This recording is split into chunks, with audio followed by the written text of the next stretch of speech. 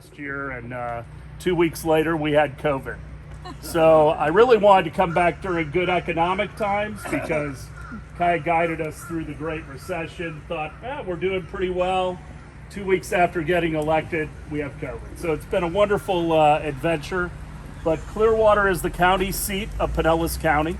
It is the most densely populated county in the state of Florida. We're 98% built out. I don't know if that's a good thing or a bad thing, but if you want to live in Pinellas County, you're probably buying something that's already pre-existing. So we've got a great city, very financially stable, and you've seen the beach. I guess you're all staying out there, and that's really turned around over the last 20 years since we did Beach Walk, which is the curvilinear promenade that runs from the roundabout down to South Beach. And that was a $30 million project back in 2004, completed in 2005. And that's when we started to have all the luxury hotels come in after we made that investment. $2 billion in investment since we made that $30 million investment in Beach Walk. And at the time we had 750 parking spaces there, which most of our citizens have been pretty happy to just park there and put their foot in the sand. So they weren't real happy about Beach Walk at first. But now that it's been completed and we've replaced the parking in parking garages in close proximity, I think it's been a fairly large success. We are the home of the Phillies spring training. They've been here for 75 years. It's the second longest relationship in Major League Baseball behind Lakeland and the Detroit Tigers. So that's an important relationship in the city. Got some famous people that have lived here over the years. Hulk Hogan being one of the main ones. Sarah Blakely. I don't wear Spanx personally, but my wife does. And Sarah Blakely is a resident of Clearwater. She was at Clearwater High, and so she's one of our more famous individuals. The first female billionaire before 35. Started out selling copiers for Dex Imaging, and then came up with Spanx, and now she's a multi-billionaire. So good for her. Unfortunately, I do not manage her money. So I don't know if you have any questions. I'd love to tell you anything else I can about Clearwater. Yes, sir. I was told that the Roebling Mansion's in this community back here. Yes. Is that the Roebling from the Brooklyn Bridge? It is. Interesting. Donald Roebling was the gentleman that created all of the cable that went into the Brooklyn Bridge. He also invented the Alligator, which was one of the amphibious vehicles that was used in World War II. He had this entire estate, which originally, our house backs up to it. There's a brick wall all the way around it. It was a single Tudor home. It's still there. It's a beautiful home. But it was later subdivided. There's now 13 houses behind the wall. He also used to have a house about 5 houses down. It's since been torn down. It's and there's a beautiful home that is there now. But it was built for his mistress. And she was deathly afraid of hurricanes. And so they used a lot of the cable that was in the Brooklyn Bridge to reinforce the building so that she would feel comfortable. I don't know how his wife felt about her living 6 doors down, but the house was very difficult to demolish when they did it. He was also a fairly robust man, and so he had a dedicated seat at what is called our Capitol Theater in downtown Clearwater. I don't know if you're going by. I mentioned there, it, yeah. We're celebrating the 100th anniversary of the Capitol Theater, actually this month. And he used to have a double wide seat in the Capitol Theater, and they had a satin cord across it.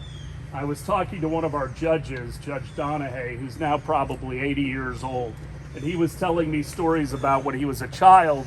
He loved, along with all of his friends, to try to sit in that seat without the ushers catching him and getting in trouble. So this is one of our great judges, and that's one of his memories as a child at the Capitol Theater. There's also, that's one of the places that the Rolling Stones were supposed to play. Instead, they played at the stadium that the Phillies used to be at. They stopped the concert, and allegedly they went back to the Fort Harrison Hotel and wrote, "I can't get no satisfaction." And that was a result of that whole incident. Could you? Roadling Bridge in Cincinnati also. Is there? Cincinnati. He was quite a man from what I've heard. Never got to meet him. Could you talk about your other accomplishments during your first 2 terms, like the marina and the streetscaping and etc.? Yeah, we've tried to work on our downtown. It's been a little bit of a challenge. Our downtown, like many downtowns in the 60s and 70s, declined as malls came along, and we had Sunshine Mall and then Clearwater Mall and Countryside Mall. And so during that time, we've reinvested. We built a $12 million marina in downtown. We've done a lot of streetscape. We actually bought the Capitol Theater that I was speaking about in 2009 out of receivership. The city bought it. It has now been refurbished. It was a $12 million project.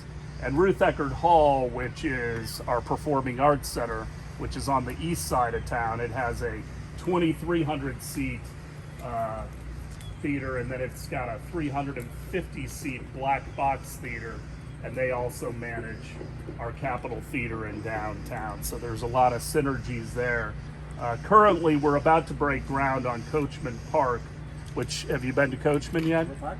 We met You're there. parked there. So we will be breaking ground in June for a new $70 million revamp of the park. It is going to include a botanical garden, playground, a green area, and then a 4,000 seat undercover amphitheater with the ability to seat 15,000 for concerts and other events. So they're doing some of the infrastructure there now. You'll see some construction trailers. A lot of the infrastructure that goes out to the beach all launches from Coachman Park.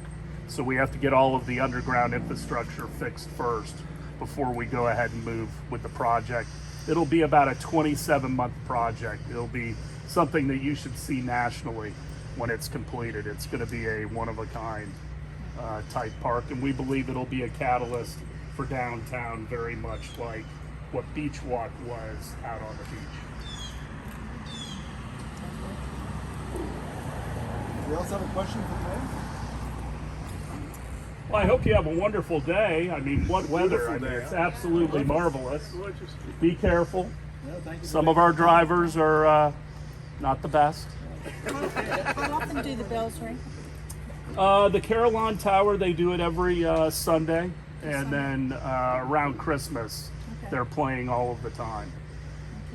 It's one of the great traditions. I'll bet. One of the other traditions is on Christmas Eve, the entire neighborhood has luminaries out on the sidewalk. And so people drive through the neighborhood on Christmas Eve just to see it. It's a wonderful ambiance. And we've just got a great, oak canopy throughout the entire neighborhood. There's some 150 and 200-year oaks throughout the neighborhood. So, thank you for coming to Clearwater. I hope you enjoyed it. It's a pleasure to meet you all. Thank you very All right. much for your time with us. Yes, take care.